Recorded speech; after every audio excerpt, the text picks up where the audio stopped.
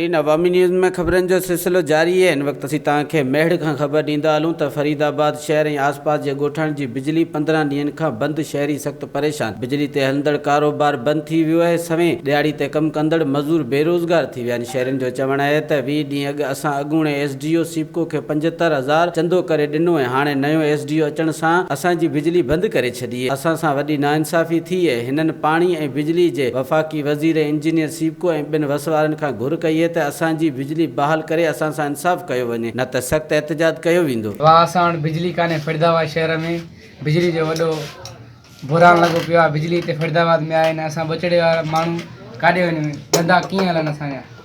महिरबानी करे गुज़ारिश था कयूं, असांखे बिजली खपे। असांजी बिजली कटी वई आहे हथ सां। असां ग़रीब माण्हू 3 महीना थिया आहिनि बेरोज़गार वेठा आहियूं। ॿचड़े वारा माण्हू काॾो पेट गुज़र कयूं, उहा असांजी मदद कई वञे। ग़रीब माण्हुनि जी असां काॾे वञूं, छा कयूं? वधीक ख़बरनि ऐं तफ़सील जे लाइ विज़िट कयो असांजी वेबसाइट awamiNewsHD.com ऐं ॾिसंदा रहो अवामी न्यूज़ HD।